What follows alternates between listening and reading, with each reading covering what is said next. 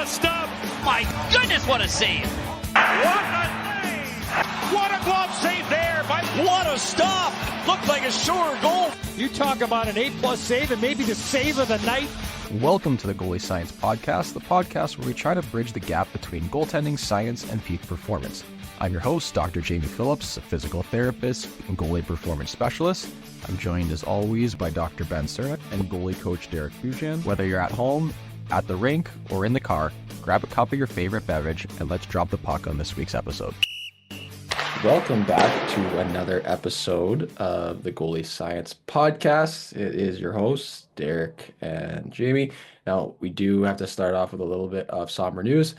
Fortunately, I don't know if it was because we bullied him or what happened, but no, the actual news is Ben will be taking a indefinite leave of hiatus from the podcast due to time constraint.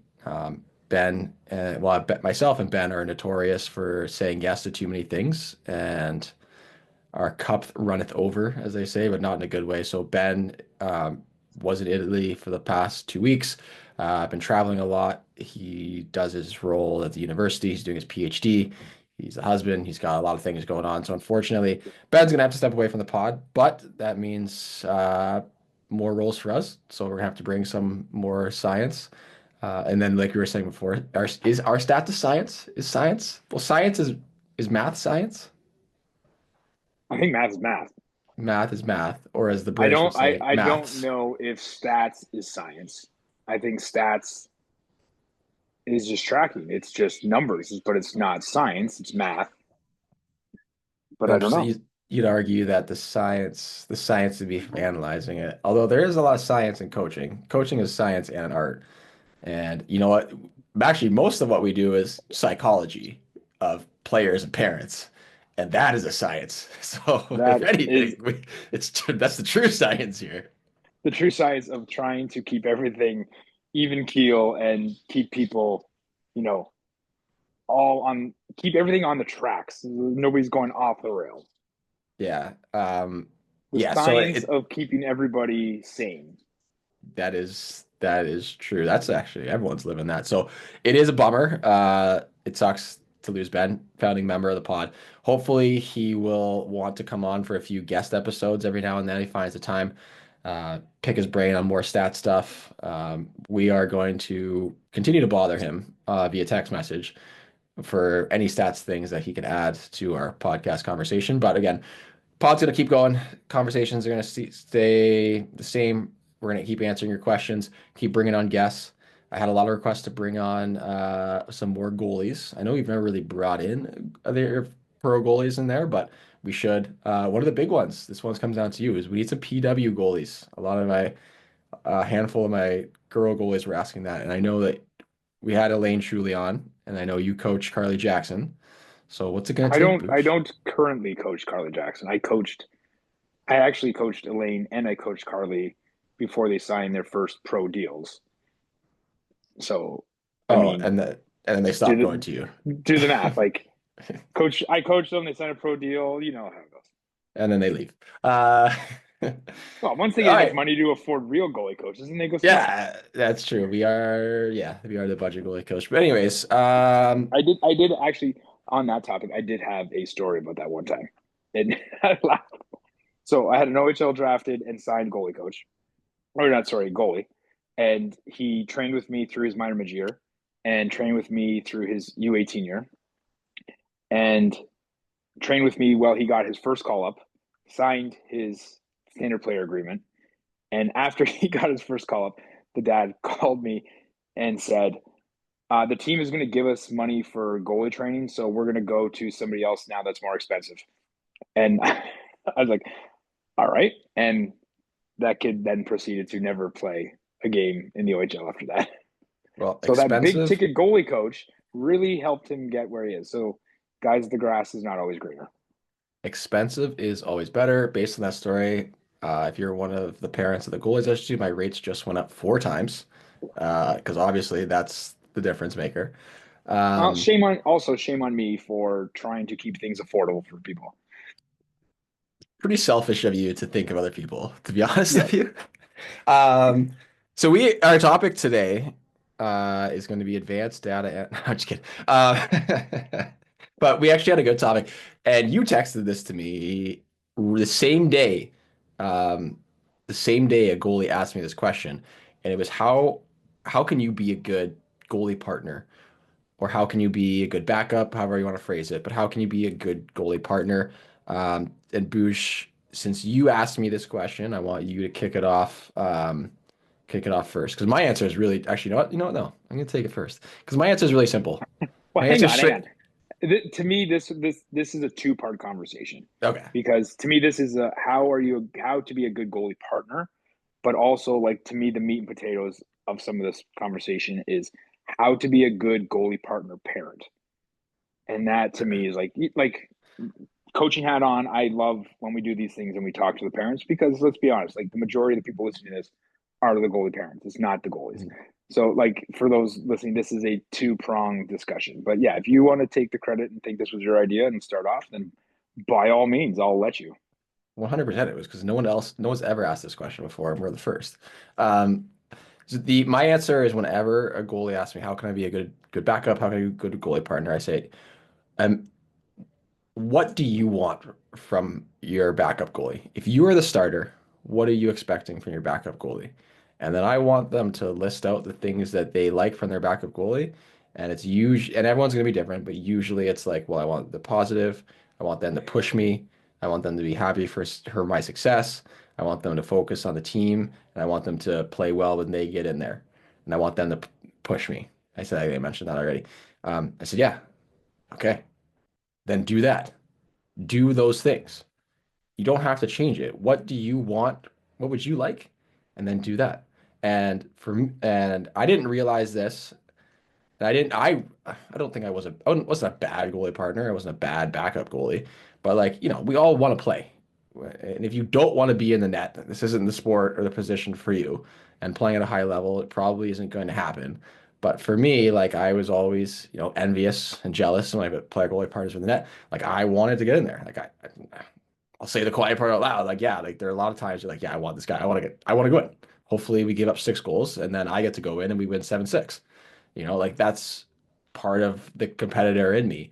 And it wasn't until I got to school and when I started playing every single weekend and I had 2 goalie partners. One of them wasn't the most supportive goalie partner in the world. And the other one, Matt Winjits, shout out Matt, super supportive.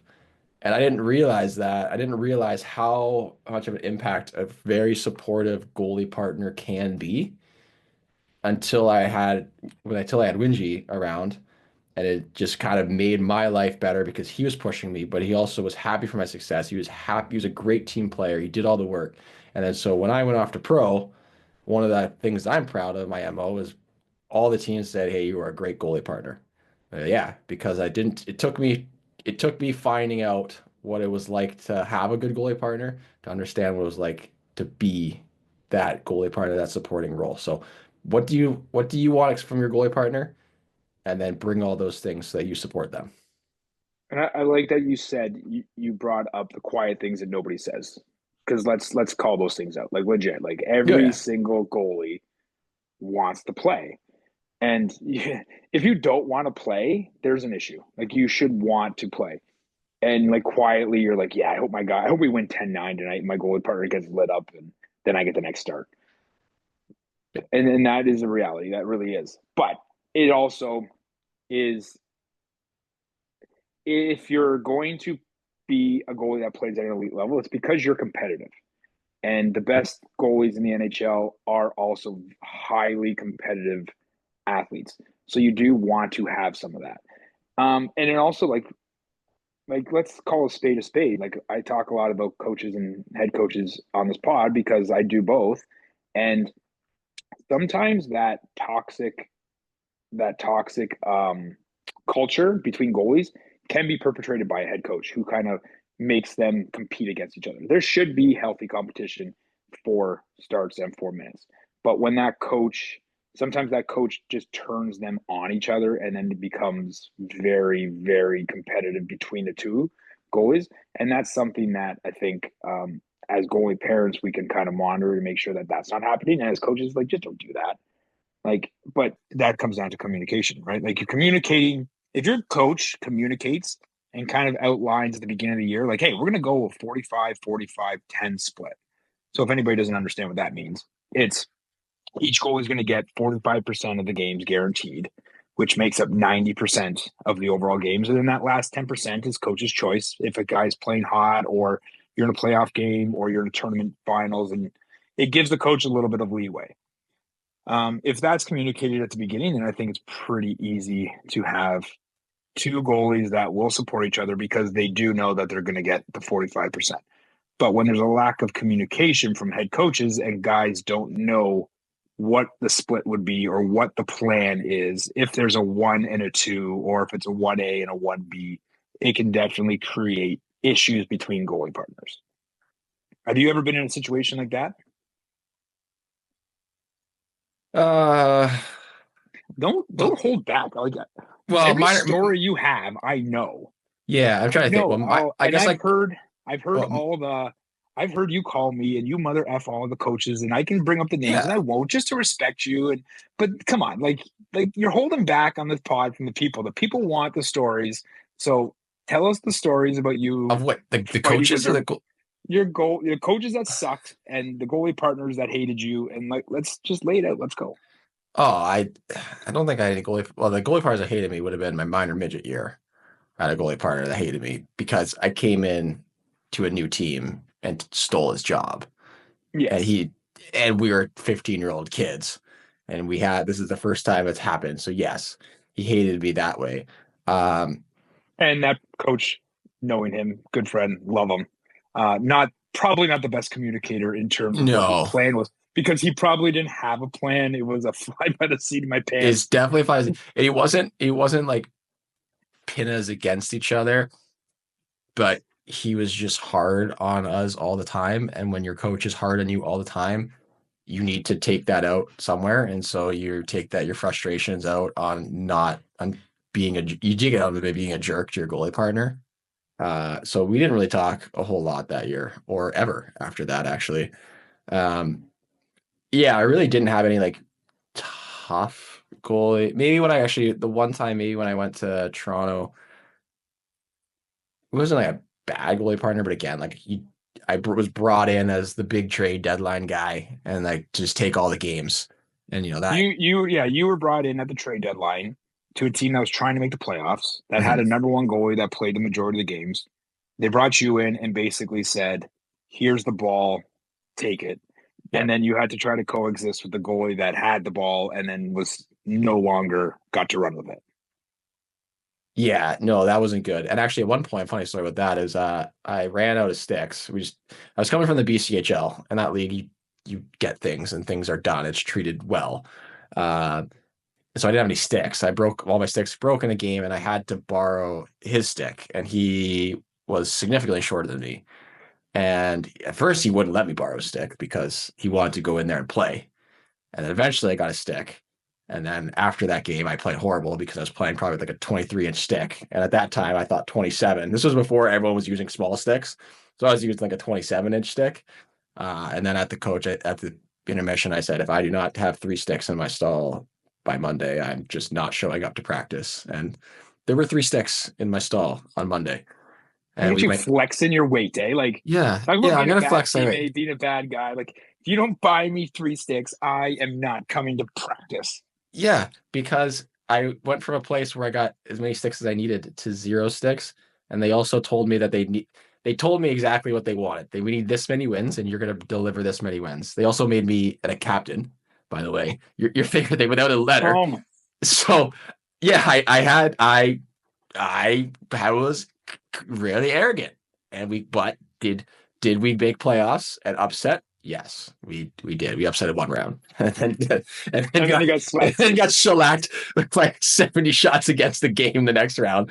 But we still brought it to 6 games, so not bad.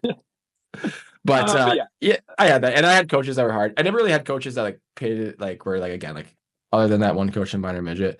Other than there, like I think I was a pretty like think about college. I think about freshman year. I think I was an okay teammate. I was a good friends with Phoenix, but I was just I think it was a good goal. Could I have been better? Yes. I was pretty good. I think about what areas could I have been better, and it wasn't anything external. It would have been me not hoping for the demise of all the games that I wasn't playing. Probably isn't super healthy, but I am ultra competitive. I still am ultra competitive. The things that I want to be good at, I'm obsessed at, and I don't like when those things aren't done well or I can't do them to my full, the full scale or my full power. And so, yeah, I get frustrated. And the thing is too, and then you got to get your opportunity. That other goalie is wishing the same thing on you. So you go out there and you have to perform because he or she is waiting in the wingtips, ready to take that spot back. So it's part of it. It's competition's healthy, and I think one thing too is there are healthy ways to be a good goalie partner, and there are bad ways to be a good goalie partner. But having competition is completely healthy, and if anyone says otherwise, then they really don't understand sports and how the world works. So let's put that out there because I'm sure there are some cupcakes and rainbow people out there that are saying, we still have to do this, we still have to do that. And even in minor hockey, like I know we're even with USA Hockey, we emphasize goalies need to get lots of games. Yes, all those things, but you should still want to play more games. Even if you're the rules of your team, the rules of the league, depending on how it goes, like you got to split 50-50 or whatever, like you should still want to play those games every opportunity that you can get. Yeah, and I think it's like but I think the cohesiveness and the good relationship comes from understanding each role on the team. Like in minor hockey, if you're getting 50-50, I'll probably show you two goalies that get along, right? They'll probably sit beside each other. They'll probably talk to each other. They'll probably mother F their defensemen together. Like it's pretty easy. You get the junior, and I think if you have that age gap where you have like a 19-year-old and a 16-year-old, same thing. I think that 16-year-old and that 19-year-old, they're probably going to get along pretty well because I think it will be outlined and laid out that this is our number one guy. You're our number two guy. You're coming in, you're going to get maybe 15 to 18 starts, but we're going to roll this guy who's a little bit older, has a little bit more experience, and we expect you to learn from him and develop along the way. And then I think you're going to get a cohesive unit.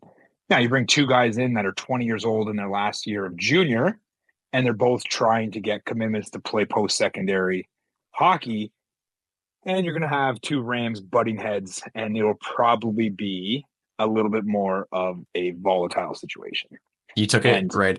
You said exactly what I said. I said my experience from playing and coaching, when you have two goalies that are both committed, all right, that was it. Both committed, good goalie partners because they're really not competing against each other for the spots. They're competing to play and to win, but they know what they're doing next year. When you have one or zero goalies committed, then it usually gets the goalie that's committed is usually a little bit of a partner to the goalie that's not. Or if you have zero committed, then it's dog eat dog world. And can we like let's lay this out too?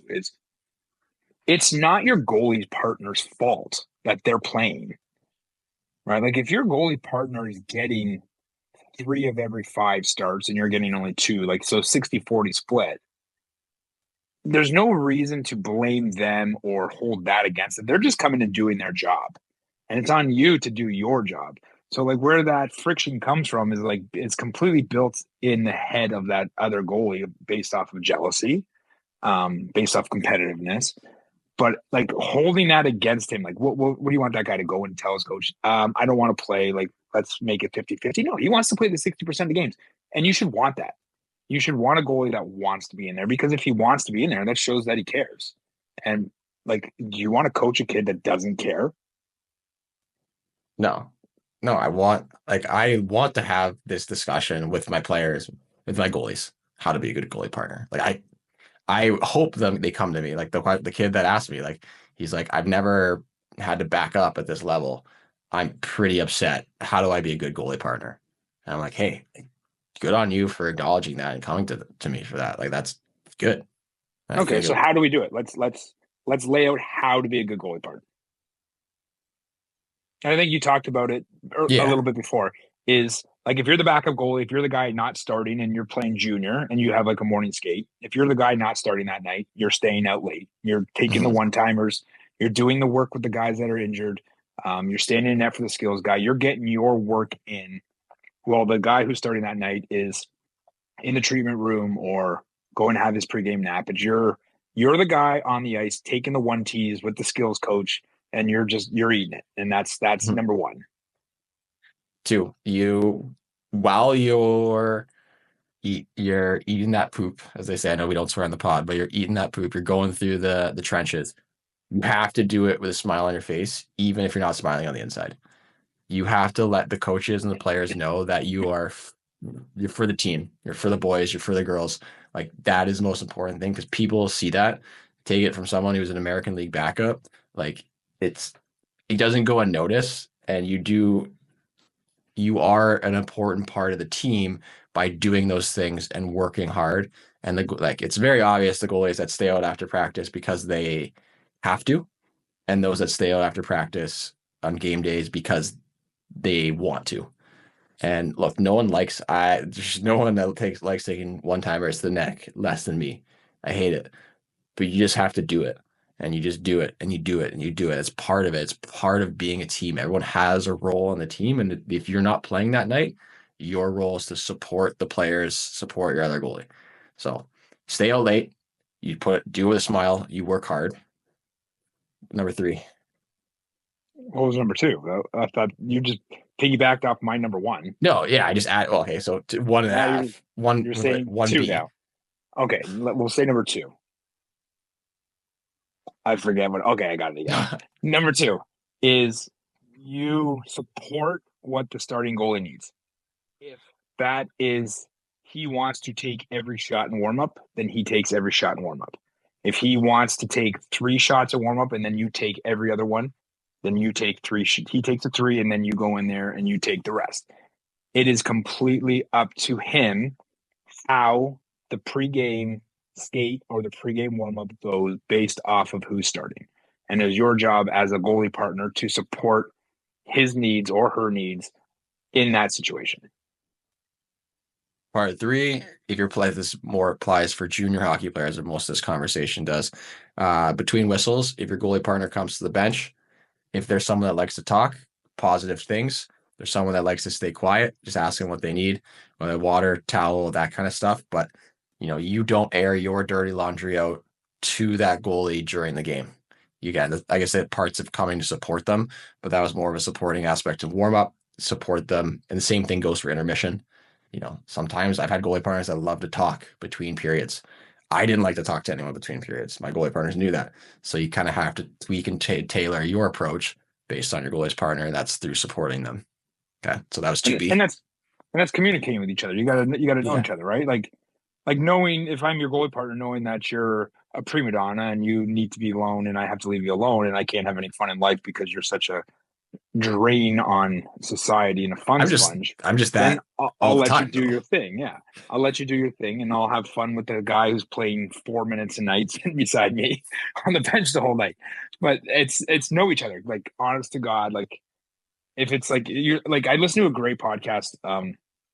Actually, it was In Goal Mag, but it was Eric Comrie and big Eric Comrie fan of the pod. We are big, yeah. He needs to come on the pod. Yeah, big Eric Comrie fan. But he said something really, really cool. And actually, I was listening to it with Weston at the time, and they started talking about just like his pregame stuff.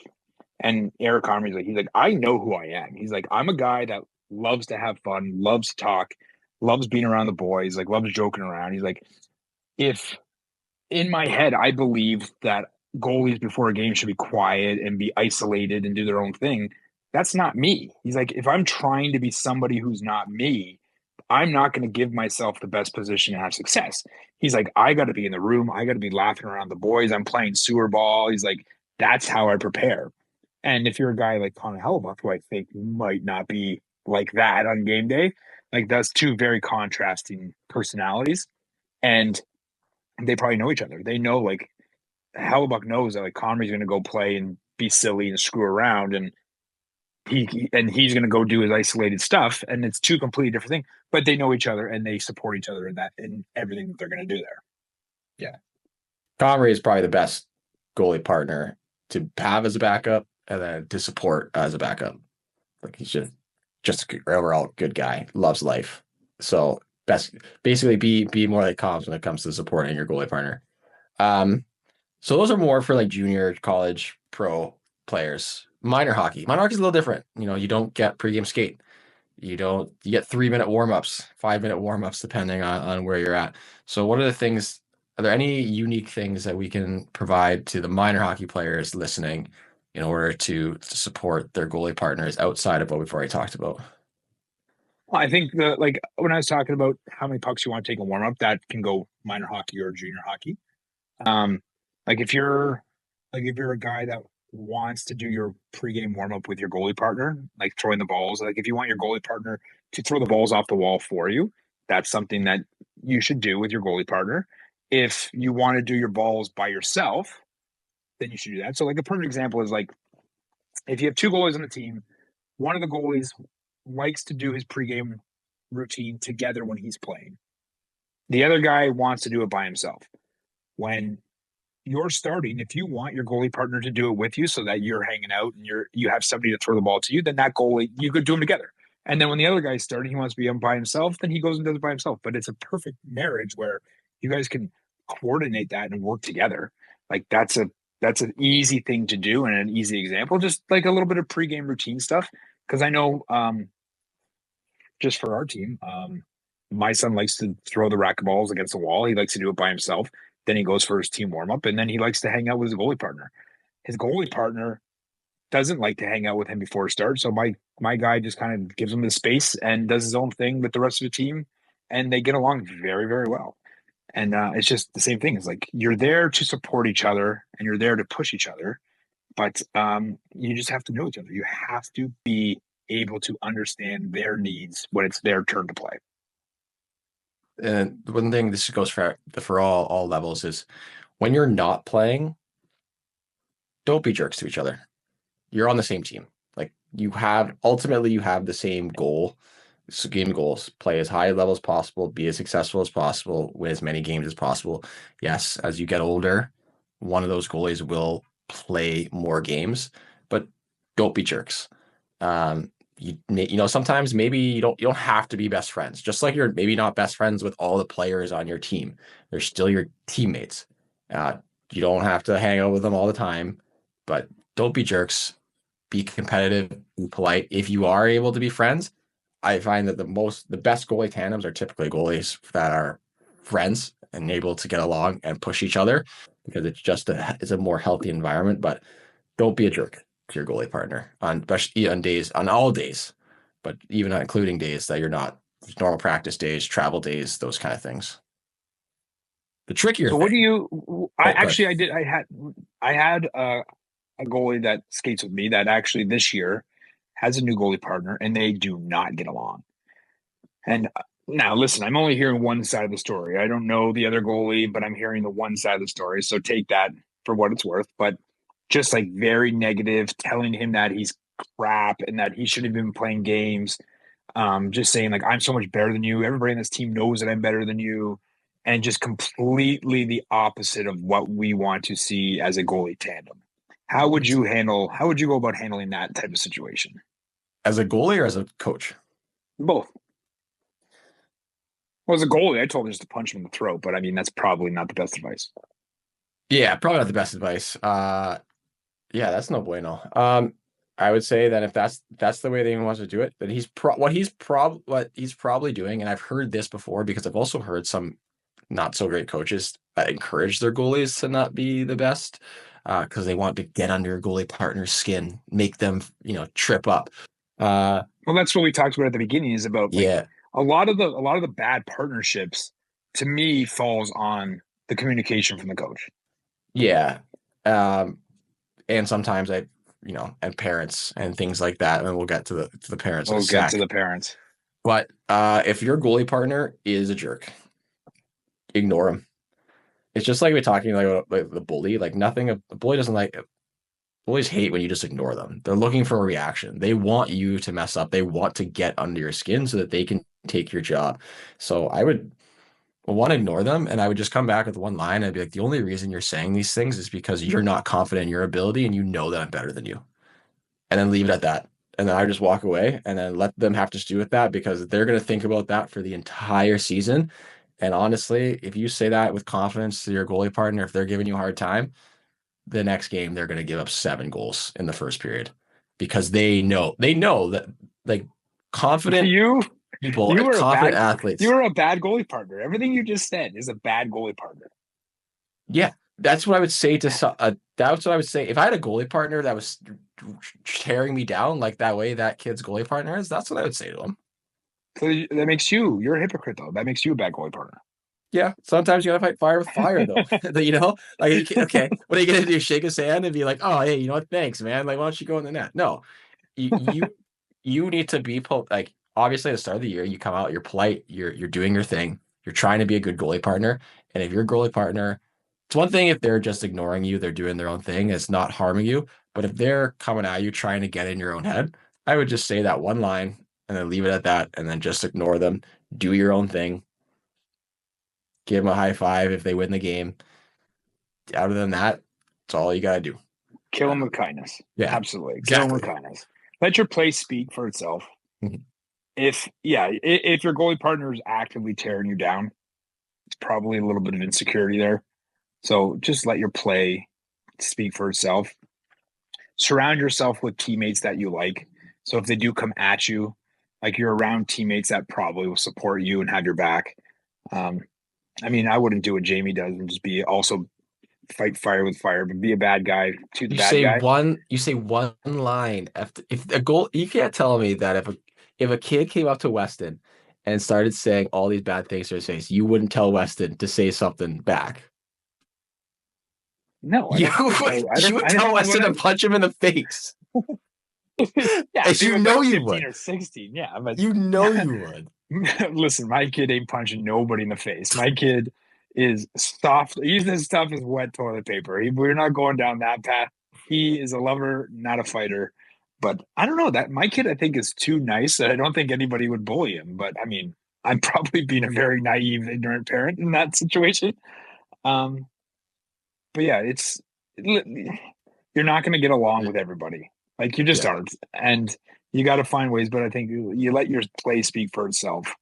And if you have the opportunity to switch teams the next year, then if you can't coexist and perform in that situation, you put yourself in another situation. Especially now with the open borders in Ontario, where everything comes back to open borders. But you have choice to go somewhere where maybe you're going to have a little bit more success because you have a little bit more fun and a little bit more comfort level with your teammates. Yeah. Should we talk about the root cause of the issue? Oh, probably the parents. Yeah, probably. Oh, probably the parents. Usually the parents. Yeah. We are definitely not a pro parents pod. We are a pro parents pod. We are. But the ones that are good. good. This is a teaching pod. This is a True. teaching pod. And I think, like I said at the beginning of this, the majority of the people listening to this are parents. So I like to talk a lot to the parents. So in terms of being a good goalie partner parent, and I mean, I'm sure you're the same as me. You will know pretty quickly which one of your parents are a good goalie partner parent when the text message you get every time they don't play is 3 things about how bad the other goalie was, how they got so lucky, and at the end it's how we won 4-1. Yeah. So every 3 sentences of they got really lucky, they hit the post 3 times, our D were so good tonight, they had no scoring chances, just super, super lucky. And then like, I'm assuming that you won. Yeah, we won 4-1. Like sometimes you can just say he or she played really well and we won, because when your team wins, you have success. Like you're putting your team in a better position to, number one, be recruited, right? Scouts are going to come and watch teams that are ranked higher. So if you are playing in those performance years of U15, 16, and 18, you want to play on teams that win. And if that's your goalie partner that's winning games, you're still moving up the rankings. You're going to have more exposure to scouts by playing on a better team. And number two, if you're talking to us as the goalie coach, and I'm talking to a couple specific of parents of mine who listen to the pod, and they're gonna hear this and they're gonna text me, and I'm gonna laugh, ha ha ha. But if you're texting me, I already know your goalie is good. You don't need to downplay how good their goalie partners are playing to make me think that your goalie is better. I know, we know as coaches that your goalie is quality. So when you're communicating with us, then you don't need to have that negative connotation in your text or in your conversations. Because if you're having those conversations with us, you're also having those conversations with your athlete. And that is going to build into their head and affect the relationship that they have with their goalie partner. Yeah. I'm fortunate enough where I don't have to deal with too many parents that are really negative on their goalie partners. You did say exactly what I was thinking, where like, look, I know which goalies are better. We know these things. We also aren't in minor hockey, again, usually it's 40-40-10, 45-45-10, or 50-50 straight up. What do you want us to do? Like, I don't know what they like. That's part of it. Like, it's part of it. Sometimes you're gonna have goalie partners that are really good, and sometimes you're gonna have goalie partners that are weak, and sometimes you're gonna have goalie partners that are completely equally as skilled. That is hockey. That is life. So think of like, and we talk, and I guess this was the parents. Remember, like, your kids are and their attitudes for the most part, because they're young athletes, their mindsets and the way they approach the game is a direct reflection of you. So if they come in with all these excuses being like, oh, I coach favors the other goalie because this, or oh, I should have played, they just got so lucky, that's gonna carry over for them for a long time. And then they're gonna get into a position where they are not the strong goalie. And they are not going to be equipped with the tools to be able to be successful going through that. So just remember, like, maybe you have these frustrations, and it's okay to have frustrations. And we want you to voice them with us versus with your goalies or with your kids. Like, that's probably the most important thing I'm going to say to the parents on that one, because I don't have kids. Like, I don't have to go through this. I deal with parents, but I haven't had as many as these conversations as Derek has. So he's probably the best one to ask. But your kids are gonna echo whatever they hear from you, and it's gonna stick in their head.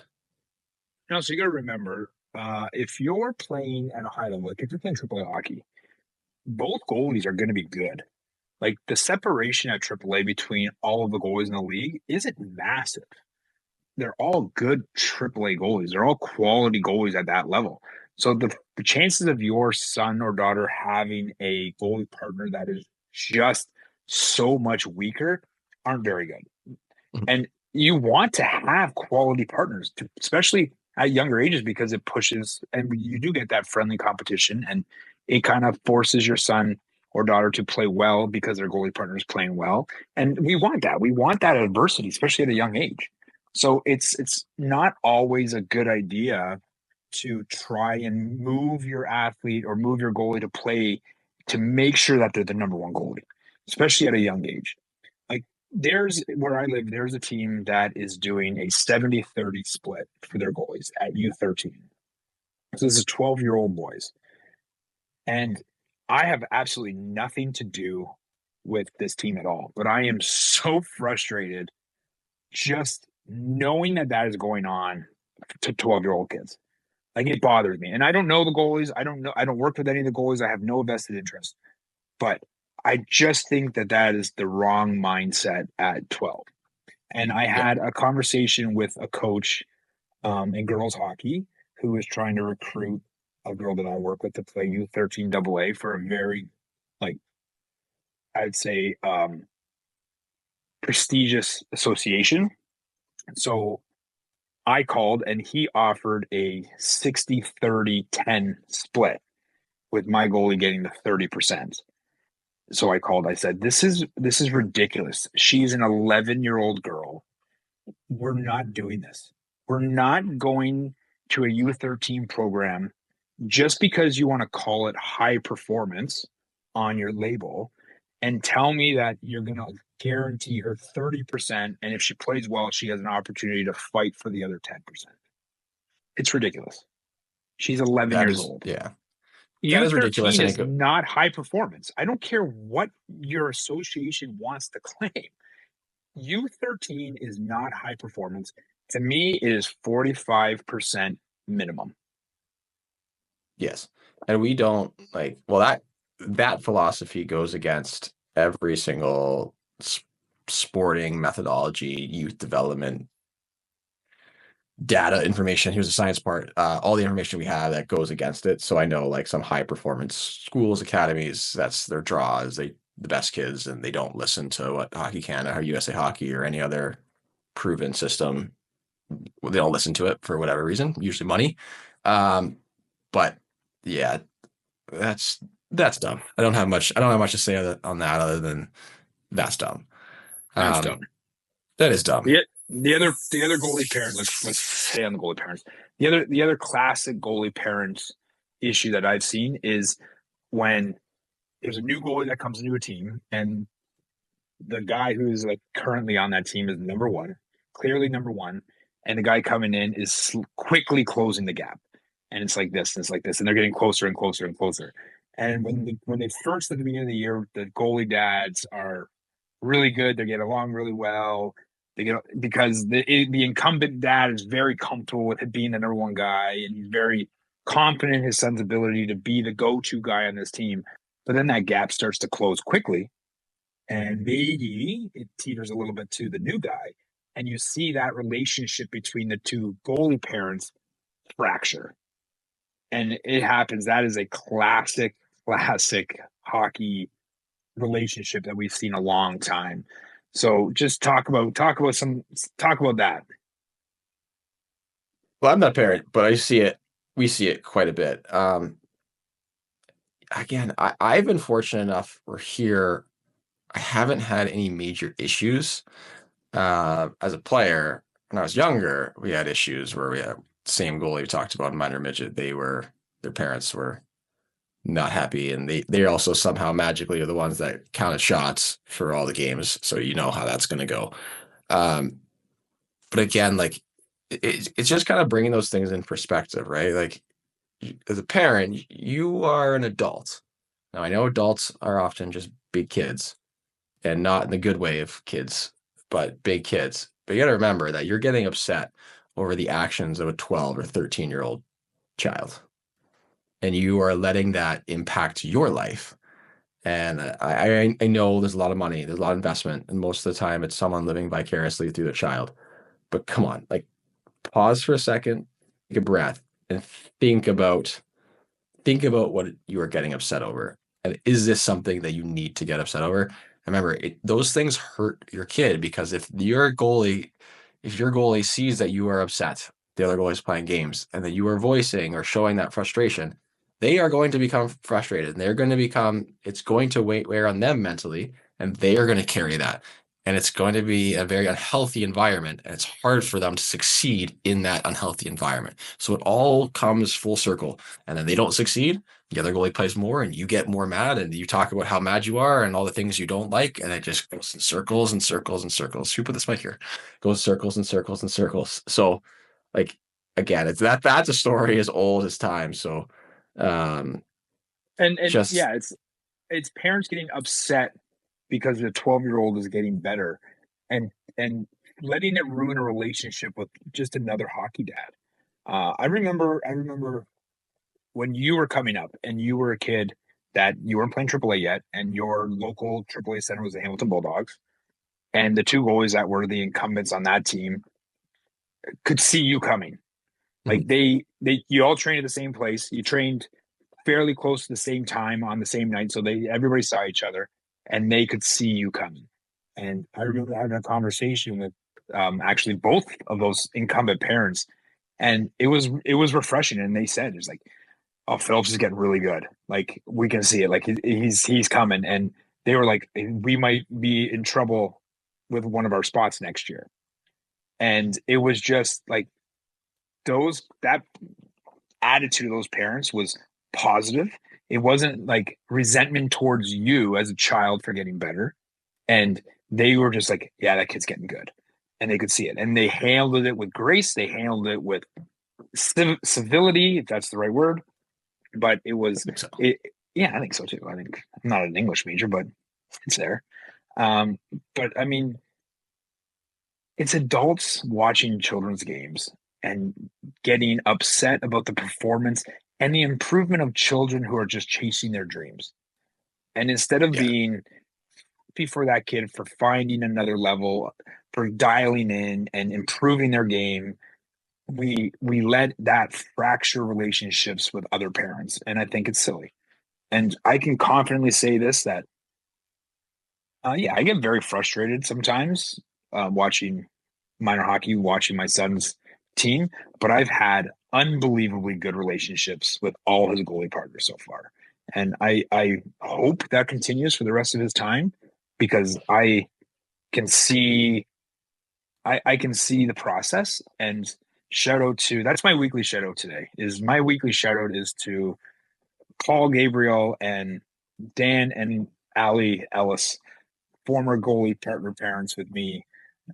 All three boys playing AAA hockey, and it's communication and support went both ways, and it was really, really good. Good. That's a good shout out. Anything else to add for this conversation? In terms of, I think we hit the nail on the head. It's, if you're an adult, don't get mad over children playing sports. Yeah, and I really want parents to understand that, like, when you're speaking to your private personal goalie coach, we know your kid is good. Like, just give us the straight up facts. Don't try and make us believe that your kid is better than their goalie partner, because we don't care. We really don't. Like, we're there. We just want to support your kid to make sure your kid is performing well. And if your goalie partner is having success and you guys are winning, that helps us place your kid if we have to place them next year because they're playing on a team that's having more success. I don't want to be a head coach. I've been asked to be a head coach a couple times. And the reason I say no is because I don't want to have to make that decision of playing kids I just like getting goalies better. That's it. I like that is my role. I do like that they get at different levels, junior, college. We ask on input of who should start, who should go there and there. But I like that I don't have to make that final decision, just because not that it's, they play poorly, it comes on me, because I don't care. I played goalie. Like, I had bad games and it fell on my shoulders. I'm used to that. But I just like the fact that there's that line of separation. And my job, if you are a good goalie, I know you're a good goalie, like Derek said. You're not playing. Okay, like, let's figure some things out. Or if you're not a good goalie, I know you're not a good goalie. So let's get you better. Let's do the things we need to do to get you better. So for me personally, like, I like that line of separation. So, that's why we are here as goalie coaches, is for the parents and goalies. If you have those frustrations, we'd rather you talk to us than go and, who knows what. Get in fight. I heard about some fights, not at our rink, but at some local rinks around over the weekend over parents yelling at parents. So before you go and get in a fight, just talk to your goalie coach. We'll usually settle you down. Unless you're Derek, and then you tell your kid to punch your other goalie partner in the throat. Oh, you told him to go tell me. Oh, I swear, you got to bleep that out. No. I got to bleep it out. I told him to tell him that he's insecure.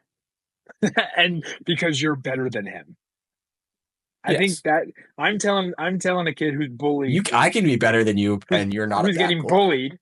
I'm saying to the kid getting bullied, stand up for yourself and throw a punch. You're telling the guy to go and be. Did my thing die? No, you're still there. You still hear me? I can hear you. It said 0%. You're telling the guy to tell the bully that he's crap, so he gets punched in the face. Yeah, no. What's more effective, punching someone in the face for a little bit of pain, or digging away at their psyche so they feel that forever? Let's get to the parent question, because I think my AirPods might die. All right, give me. Okay, so the question we have this week isn't a direct question, but I am taking this kind of from the discussions that we've had versus scouting and developing goalies. So episode 103. I think it's important that we talk about it, but say it again. Just because a goalie is tall doesn't automatically make them a bad skater or weak or slow. Number one. And number two, height is included on the huge laundry list of traits that we look for when we both evaluate, scout, recruit, and part of developing goalies. Just like we're looking for goalie, like the argument again, and I'm trying not to straw man it, but the argument, if you're just like, well, that goalie's tall and that's why they made it. But then how come you don't say the same thing? You're like, well, that goalie's a fast skater and they made it. Or that goalie was a slow skater and they made the team. Yeah, were they better at stopping pucks than you?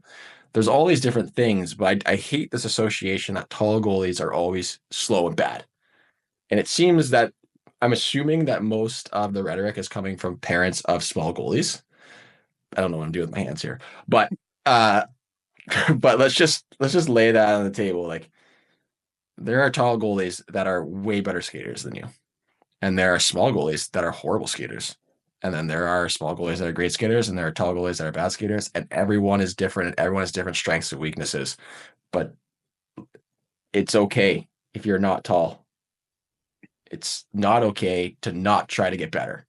And if you are a tall goalie, it's not okay to not try to get better. And I think that is the most important thing, because everyone's mad. And there was a conversation on the comments here where when the parent, he was very like polite and he wasn't saying in a negative way, but he was questioning whether he should push his child into being a goalie if he knows his kids are going to be small because they're not going to play in the NHL. But the goal is not to play in the NHL. The goal is to play goalie because you love playing goalie. Yes. Like, that's it. And we didn't even talk about that. We'll talk about that. And that will be my parting shot at the end. But that's just something it's frustrating to me, because I answer this question more on the internet than I do in real life. But it's just kind of like, come on. It's Stop. because people say dumber things on the internet than they do in real life. So that's why we answer them on the internet. But I answered it on our YouTube comments. So everybody go hammer us with YouTube comments, because we respond to every one of them. But it's good for the if algorithm. you are a 6 foot above average goalie, you are probably not going to get drafted. If you are a 6 foot exceptional goalie, you have a good chance to get drafted. That's what we're talking about here. And everybody who comes at us about tall goalies and small goalies, maybe your 5'10" goalie is above average. Maybe they're a good goalie, but they're not exceptional. Because if they were exceptional, they would get drafted. So you have to stop coming at us and saying, you got to look at the small goalies. You got to look at guys that are 5'10" that are unbelievable skaters. They might be unbelievable skaters, but that doesn't make them an exceptional goalie. It makes them an exceptional skater. And the goalies that are 6'3" that are above average are probably more likely to get drafted, being just above average. And if you're 6'3" and exceptional, you're going to get drafted in the first 3 rounds. It just is the way it is. And I'm so sick of these parents that talk to us about, you're just drafted on size. It's not true. They are 6'3" and they are exceptional at everything. And the guys that are 6 foot and exceptional will still get drafted. Yeah. And then finally, yes, gear plays an impact. We're sorry, but if you are playing men's league hockey, it probably doesn't matter. Let's get real here. Let's talk about that one. If you are wearing a player's helmet with a cage, like Dominic Hasek, but Tim Thomas, then you will. I mean, hey, like if you are wearing a player's helmet with a cage and you are exceptional, then you know what it is? It's like a talking point. You know what I mean? Like you'll be at the Marlies tournament, everybody's going to be like, "Hey, you see that goalie wearing the player's helmet?" If you're not exceptional, then you just look like a donkey. Yeah, then that was like true. You with the dreadlocks. When you in your draft year, you had dreadlocks, and just you were like exceptional. So no, you were exceptional. So it was that kid with the dreadlocks is great, and it was a thing. So if you want to be a guy that wears weird gear, then just make sure you're 6'4" and exceptional. Yeah, just be good. But the underlying theme here is if you are good, usually you keep going on in hockey. That's the thing. My parting shot. So you had yours. My parting shot was probably the best line I ever heard of. And when I ask my goalies, I always like to ask them their why. Now their why being, why do they play hockey? Not to use the word definition, but why do they play hockey? What gets them out of bed in the morning, that kind of thing. And from Stephen Peck in the USHL, his answer was, I like wear cool gear. I like to have fun. And I said, that is the best answer for playing goalie of all time. Like, there's nothing better than that one. So that is my parting shot for him. Do you have anyone? Because I do want to end the pod on a somber note. So do you have anything to add as a parting shot? No, and I did my shout out, your parting shot. Like I said before, this whole pod is a parting shot for me. So I like to do the shout outs, but I did it to my fellow goalie partner parents that have been awesome. And other than that, no, let's you can end her off. Yeah, so that it's fortunately Fox Motors lost a member of the Fox Motors family over this past weekend. Nadia Lamore, a U12 girls hockey player on our Tier 2 team. So we just want to send our thoughts, prayers, and everything, thinking about her and her family and everyone affected at this time. And if you or someone you know is struggling, don't hesitate to call or text 988 to reach out to the suicide and crisis hotline. So we're going to end on that note. And so everyone, hug your family, call your parents, speak to someone, make sure someone's doing okay, because you never know what could be going on behind the curtains. And so sorry to end the pod on a bad note, but unfortunately real life sometimes isn't as fun as we want it to be. So we'll talk to everyone next week. I hope you enjoyed the conversation. Sorry to end it on a buzzkill, but give your loved ones a hug.